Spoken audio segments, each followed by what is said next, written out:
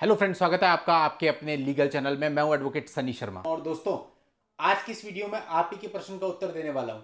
बहुत दिन से मेरे को कुछ मैसेज लोगों के प्राप्त हो रहे थे अलग अलग माध्यमों से कि सर क्या सुप्रीम कोर्ट ने कुछ नया 498 पे बोला है, क्या 498 को खत्म कर दिया गया है।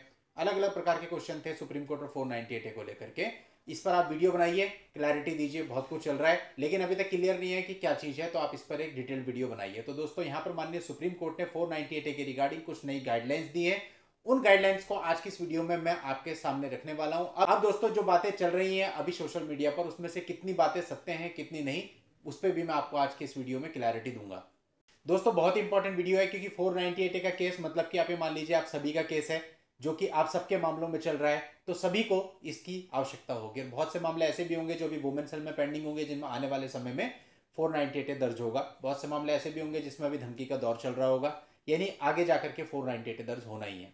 देखिए दोस्तों, 498 का जो कानून है उसका मतलब यह है कि पति और पति के रिश्तेदारों के द्वारा यदि किसी विवाहित महिला के ऊपर क्रूरता की जाती है तो 498 में मुकदमा दर्ज करा सकती है और उसमें उनको सजा हो सकती है। लेकिन स्टार्टिंग से ही ऐसा रहा है कि धीरे धीरे इस कानून का मिसयूज बढ़ता रहा है और ये यहाँ पर माननीय सुप्रीम कोर्ट ने भी माना। दोस्तों, होता क्या है, देखिए 498 के दौरान पहले तो एफआईआर दर्ज कराई जाती है पति और उसके घर वालों के खिलाफ, फिर सौदेबाजी चलती है और जब मामला डन हो जाता है तो उसके बाद जितने भी गवाह होते हैं वो पुलिस की कहानी को मानने से इनकार कर देते हैं, यानी कि हॉस्टाइल विटनेस हो जाते हैं।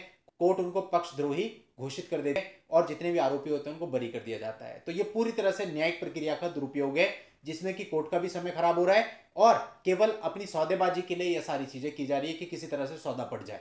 और यहाँ पर माननीय सुप्रीम कोर्ट ने भी ये टिप्पणी करी कि जो 498 आईपीसी है ये सौदेबाजी का एक गढ़ बन चुका है और इस धारा में यानी कि 498 आईपीसी में परिवर्तन नितांत आवश्यक है। मतलब कि बहुत जरूरी है कि इसमें कुछ चेंजेस अब होने चाहिए आज के टाइम के अकॉर्डिंग।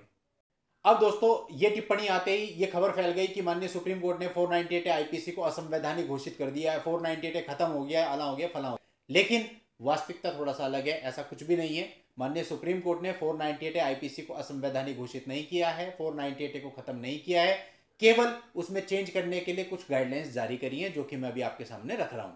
अब दोस्तों, ऐसे मामलों में अधिकतर ये देखा जाता है कि मैक्सिमम मामले झूठे पाए जाते हैं और कोर्ट भी इस बात को मानता है। होता क्या है दोस्तों, ऐसे मामलों में जहां पर कि झूठा मामला होता है, जब महिला थाने पे जाती है तो सीधा कहती है कि मेरे ससुराल वालों ने, मेरे पति ने मेरे साथ क्रूरता करी है, मुकदमा लिख दिया जाता है। तो माननीय सुप्रीम कोर्ट ने अपनी गाइडलाइन में बताया कि अब इस प्रकार से नहीं चले। यदि आप ये बता रही हो कि क्रियुल्टी करी है तो आपको प्रॉपर पहले तो बताना पड़ेगा कि क्रियुल्टी किसने आपके साथ करी है, किस समय की है, किस दिन पे की है, दिन, समय, तारीख, किसने कैसे क्रियुल्टी की है, आपको सब बताना पड़ेगा। मानसिक क्रियुल्टी आप बताती हो तो भी बताना पड़ेगा मानसिक क्रियुल्टी कैसे की है। शारीरिक क्रूरता अगर आप बताती हो तो शारीरिक क्रूरता भी आपको बताना पड़ेगा, कब किस दिनांक पे किसके द्वारा क्या क्रूरता की गई थी। केवल वेग और जनरलाइज एलिगेशन अगर आप लगाते हो तो उसके बेस पे 498 आईपीसी दर्ज नहीं होगा। अब दोस्तों, वास्तव में क्रूरता का क्या मीनिंग होता है ये माननीय सुप्रीम कोर्ट ने इससे पहले भी बहुत सारे मामलों में क्लियर किया है और उन्हीं अर्थों में क्रूरता को समझा जाना चाहिए। केवल ये कह देने से कि मेरे साथ प्रताड़ना होती है, क्रूरता 498 आईपीसी के अर्थों में नहीं मानी जाएगी और मुकदमा दर्ज नहीं होगा। अब दोस्तों, क्रूरता क्या है कि दहेज के लिए परेशान करना, ये क्रूरता कही जाएगी। यदि आप उसको किसी प्रकार के ताने बाने दे रहे हो कि भाई तू काली है, उसके रंग रूप को लेकर के, उसकी कद काठी को लेकर के, तो ये भी क्रूरता है। यदि आप उसके साथ मार पिटाई कर रहे हो तो ये भी क्रूरता है। लेकिन अगर वो वहां पर जाकर के आपकी कंप्लेंट दर्ज करा रही तो उसे बताना पड़ेगा।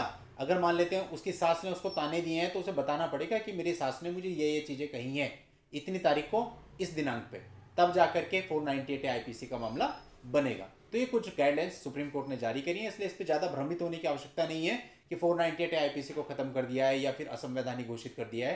तो ये क्लैरिटी भी आपको इस वीडियो से आ गई। साथ ही क्या गाइडलाइंस थी वो मैंने आपको बता दिया। इन शॉर्ट बोले तो अभी जो वेग और जनरलाइज एलिगेशन के बेस पे 498 आईपीसी दर्ज होता है, अभी ऐसा नहीं चलेगा। उसको प्रॉपर बताना पड़ेगा, स्पेसिफिकली हर एक चीज बतानी पड़ेगी, तभी 498 आईपीसी बनेगा। चलिए दोस्तों, आज की इस वीडियो में इतना ही और इस आर्टिकल का लिंक आपको इस वीडियो के नीचे डिस्क्रिप्शन में मिल जाएगा। वहां जाके इस पूरे मामले को आप पढ़ सकते हैं, जान सकते हैं। नेक्स्ट वीडियो में नई लीगल जानकारी के साथ मैं आपसे फिर मिलता हूं। तब तक के लिए goodbye and thank you for watching. Take care.